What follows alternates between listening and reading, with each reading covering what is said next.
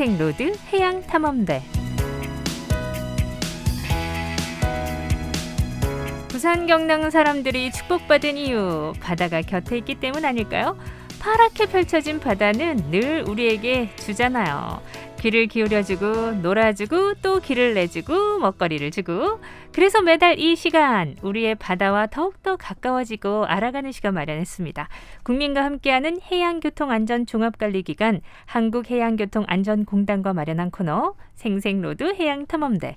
오늘은요, 한국해양교통안전공단 검사기준실에 장현태 어선검사기준팀장님 나와 계십니다. 안녕하세요. 네, 반갑습니다. 네, 다음 주면은 벌써 7월이에요. 여름휴가 계획하시는 분들도 많으신데 그 중에서도 요즘 낚시 좋아하시는 분들이 많으셔가지고 바다 낚시 간다는 분들도 있으시더라고요. 팀장님은 어떠세요? 저도 어릴 때부터 낚시하는 걸 너무 좋아해서 네. 어부가 꿈이었답니다. 어부가 꿈이셨어요? 정말요? 그 네, 정도로? 그럼요. 네. 네, 어부에게 중요한 도구가 뭐겠습니까? 바로 어선 아니겠습니까? 오, 배 맞아요. 네. 네, 그래서 이제 대학에서 조선공학을 전공했고요. 네. 자연스럽게 직업도 선박 안전의 파수꾼인 선박검사원이 됐습니다. 야, 어릴 때 꿈이 어부셨는데 지금은 선박검사원이 되셨네요. 현재 공단에서 선박검사원으로 계신 거죠? 네, 공단은 그 전국 주요 항포구 인근에 18개의 지사를 두고 있는데요. 네. 저는 이제 그중에 인천지사와 여수지사에서 9년 동안 여객선과 화물선, 어선 등 다양한 선박을 검사했습니다. 네. 현재는 세종시에 위치한 공단 본사에서 선박검사 관련 기준에 제정과 개정 업무를 하고 있습니다. 그렇군요. 제가 이 코너를 하면서 선박검사원이란 직업을 알게 됐는데요. 우리가 타는 배가 안전하게 건조되고 있는지, 운항에는 문제가 없는지 주기적으로 검사하는 분들이 선박검사원. 맞죠, 팀장님? 네, 맞습니다. 네.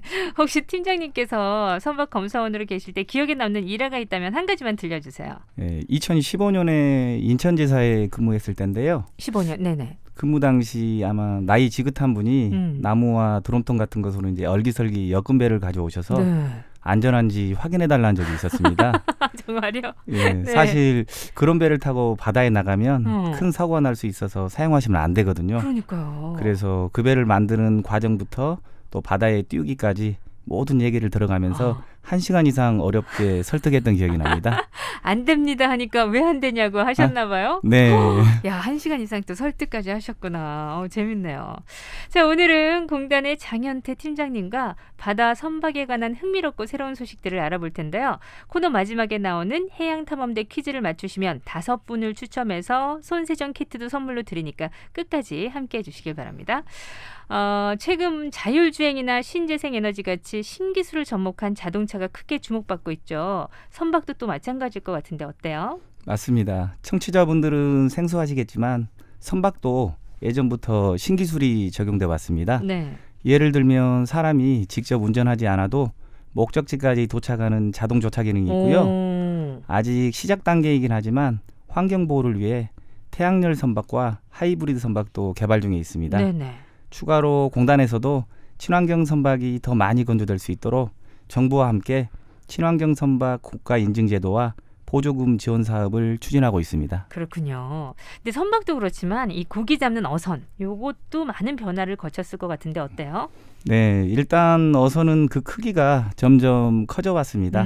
예전엔 가까운 바다에서도 많은 물고기가 잡혀 어선의 크기가 작아도 됐지만 네. 지금은 물고기가 많이 줄어 멀고 험한 먼 바다까지 나가다 보니까 더 큰 배가 필요해졌습니다. 그래서 더 큰 배가 필요하다. 네, 그리고 또 먼 바다에서 조업을 하면 통신 장비가 매우 중요한데요. 그렇겠네요. 과거엔 어선이 육지와 연결하는 방법이 무전기밖에 없었는데 네. 지금은 위성전화를 사용할 수도 있습니다. 네. 또한 어선의 소재를 보면 80년도 전까지는 대부분 나무로 만든 어선을 사용했고요. 네. 78년도 정부가 선질 개량 사업을 추진하면서 FRP인 섬유광합 플라스틱 선박이 많이 생겼습니다. 현재 우리나라 소형 어선의 약 96%를 이 섬유광합 플라스틱 어선이 차지한다고 보시면 되겠습니다. 96%가 섬유광합 플라스틱 어선이다. 우리가 흔히 사용하는 그런 플라스틱은 아닌 거죠? 네, 다행히도 우리가 음료수를 마실 때 쓰는 그런 플라스틱은 아닙니다. 아주 특수 플라스틱인가요, 그럼? 예, 섬유강화 플라스틱은 사실 제작 단가가 낮고 외부 부식에도 강한 데다가 네. 변형이 거의 없는 재질인데요. 그래서 어선으로 건조하고 수리하는 데도 쉬워서 많이 늘 사용되고 있답니다. 네, 96%가 지금 이용하고 있다고 하니까 사실상 국내 거의 모든 소형 어선이라고 할 수 있을 것 같은데 이거 문제는 없는 건가요? 네, FRP 재질은 이런 많은 장점에도 불구하고 어선 건조부터 폐기까지 환경오염을 유발하는 지적이 좀 있어 왔습니다. 그렇지, 플라스틱이니까. 네. 그리고 바다에서 유입된 FRP 가루를 먹은 물고기를 사람이 먹게 되면 미세 플라스틱이 사람 몸에 축적된다는 문제도 있습니다. 네네네. 무엇보다 FRP도 플라스틱의 한 종류다 보니까 그러니까요. 화재에 매우 취약하고 불에 타며 유독가스를 배출하는데요. 네. 근본적으로는 우리나라 소형 어선의 대다수를 차지하는 FRP를 친환경 소재로 교체하는 게 좋겠지만 소재 교체에 따른 건조 비용 상승 문제로 현실적 어려움이 있는 상황입니다. 현실적으로 어려움이 많군요. 근데 이 바다에서 한창 조업 중인 어선에서 만약에 불이 나면 육지보다는 이 구조대가 도착 시간도 더 걸릴 거고 아무리 조심한다고 해도 한 해 하나 화재가 발생하기로 한다면 최대한 빠른 조치가 필요할 텐데 그럼 이 해결 방법은 어떻게 되는 건가요? 네, 우리 공단에서는 화재에 취약한 이런 FRP 재질의 특성을 보완하기 위해 네. 다양한 노력을 기울여 왔습니다. 네. 그중 하나가 어선의 무인기관실에 설치하는 소화 시스템을 개선한 건데요. 무인기관실은 기계만 있고 선원이 상주하지 않는 원격 조종 기관실로 대부분의 어선이 여기에 해당된다고 보시면 되겠습니다. 네. 화재도 이런 무인기관실에 많이 발생하고 있습니다. 그동안 무인기관실에 설치된 소화 시스템은 설치 장소 온도가 93도씨에 도달해야만 작동하다 보니 화재 초기 등의 어려움이 있었는데요. 네. 작년에 우리 공단이 개발해서 올해 특허까지 받은 이 소화 시스템은 93도씨 이하에서 열기뿐만 아니라 연기로도 화재를 감지해서 불씨 발생부터 인지할 수 있게 했습니다. 네, 공단에서 선박 화재 진압을 위한 소화 시스템을 자체 개발해서 이번에 특허청에 특허까지 받으셨군요. 먼저 네. 축하드립니다. 공단에서 개발한 소화 시스템 열기뿐만이 아니라 연기로도 화재를 감지한다고 하셨는데 기존의 소화 시스템과 그럼 어떤 점이 또 다른 건가요? 네, 이번에 개발한 소화 시스템은 연기 탐지기, 화재 경보기와 연계해서 자동뿐만 아니라 수동 작동도 가능하게 설계됐습니다. 또한 소화기 내부의 충전 약재도 기존에는 발화점에만 분사되던 것을 화재 구역 전체에 분사될 수 있도록 개선했습니다. 네. 그리고 기존의 약재는 소화 후에 기계 장비에 이물질이 남아서 엔진이 손상을 입기도 했는데요. 네. 이번에 공단이 개발한 소화 시스템은 소화 약재도 개선해서 화재도 빠르게 진압하고 엔진 손상도 거의 없도록 했습니다. 네. 듣기만 해도 어선 화재 사고 예방에 큰 도움이 될 것 같습니다. 그리고 저도 이 코너를 통해 가지고 참 모르는 걸 많이 배우게 돼요. 이 소화 시스템 어선만이 아니라 모든 선박에 설치할 수 있는 건가요? 네, 물론 이번에 개발한 소화 시스템은 모든 선박에 적용할 수 있고요.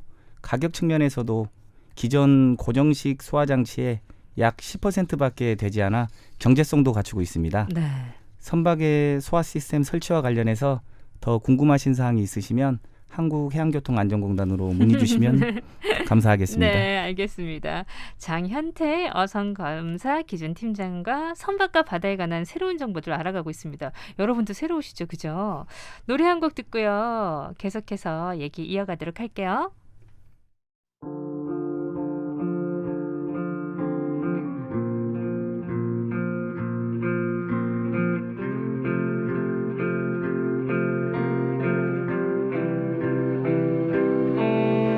어느새 시간이 이렇게 됐고 넌 여전해 난 살이 쪄서 먹던 콜라를 끊었고 넌 듣지도 않던 노래를 아직 해 난 꽤 많이 변했고 이젠 비밀이 생겼어 나만 아는 것들 적을 것 같이 숨막히던 침묵도 더는 없어 길거리를 거닐지 너가 싫어했던 내 모습 머리카락 길렀어 힙합 옷을 입었어 이어폰을 꽂고 말 건 사람들 무시했어 난 너무 편해졌어 널 떠난 뒤 얻었어 길거리 거닌지 1시간쯤 됐던 내 모습 내 옆에 너가 없고 머릿속에만 있어 이어폰을 빼도 말 거는 사람만 나 없어 난 널 버리고 얻었던 자유로 반쪽이 됐어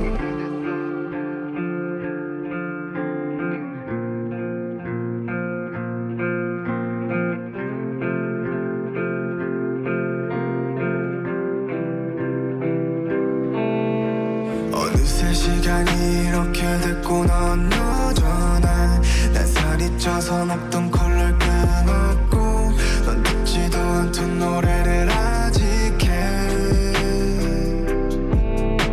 난 꽤 많이 변했고 이젠 비밀이 생겼어 나만 아는 것들 죽을 것 같이 숨 막히던 침묵도 더는 없어 길거리 거닐지 너가 싫어했던 내 모습 머리카락 길렀어 힙합 옷을 입었어 이어폰을 꽂고 말 건 사람들 무시했어 난 너무 편해졌어 널 떠난 뒤 얻었어 어느새 시간이 이렇게 됐고 넌 여전한 난 살이 빠져 굶던 밥을 챙겼고 너 만들었던 노래들을 아직 해 난 편한 거 하나 없고 이젠 혼자가 편하 단 거짓말이 거짓말이 아니게 돼버린 지금도 너는 없어 길거리 거닐지 너가 싫어했던 내 모습 머리카락 길렀어 힙합 옷을 입었어 이어폰을 꽂고 말 건 사람들 무시했어 난 너무 편해졌어 널 떠난 뒤 얻었어 길거리 거닌지 1시간쯤 됐던 내 모습 내 옆에 너가 없고 머릿속에만 있어 이어폰을 빼도 말 거는 사람 하나 없어 난 널 버리고 얻었던 자유로 반쪽이 됐어 내 반쪽은 너 있는데 돌아가기에 넌 이미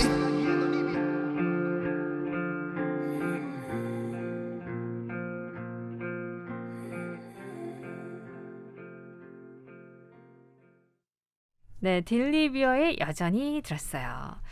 한국해양교통안전공단의 장현태 어선검사 기준 팀장님과 함께하고 있습니다.